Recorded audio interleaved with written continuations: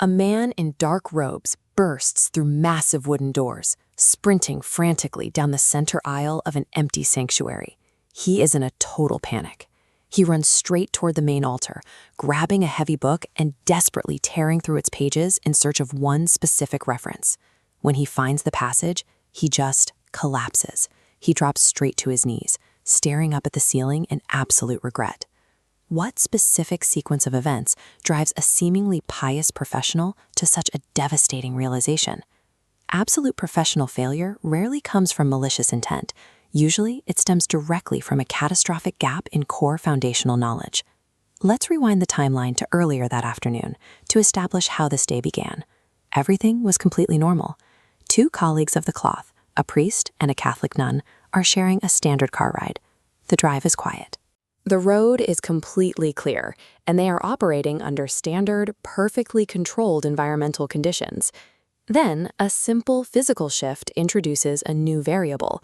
The passenger crosses her legs, unintentionally pulling back her gown and revealing her leg. Highly controlled environments are incredibly fragile. Introduce one minor, unexpected variable, and you set the perfect stage for human error. The visual disruption hits the driver instantly. He loses focus, nearly causing an accident before wrestling the steering wheel back and regaining control. Sensing an opportunity to capitalize on this new dynamic, the priest initiates unprompted physical contact. He stealthily slides his hand up her leg. The nun remains calm and deploys a highly specific verbal countermeasure.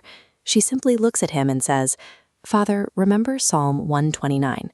Hearing a biblical citation from a colleague, he instantly interprets the phrase as a strict reprimand. He immediately complies. He removes his hand, reestablishing the expected physical boundaries inside the vehicle.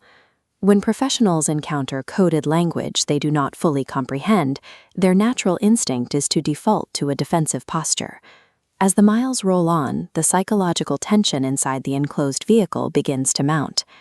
Eventually, the priest finds an operational excuse to try again.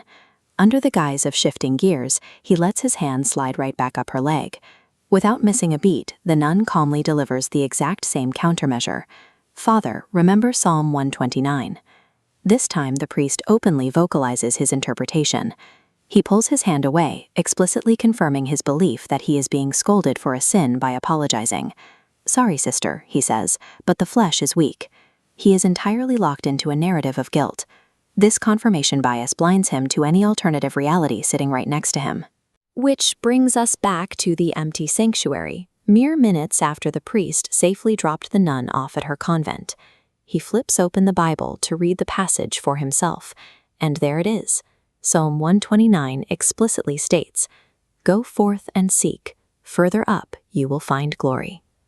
This flowchart shows the divergence between assumption and reality. Inputting Psalm 129 let down a red path of guilt, while the actual text was a green light.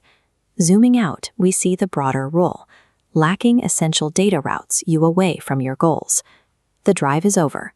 The passenger is gone. The driver is left standing alone with nothing but belated clarity. Knowing the exact texts, tools, and manuals of your trade is the absolute only way to recognize a glorious opportunity when it is placed directly in your lap.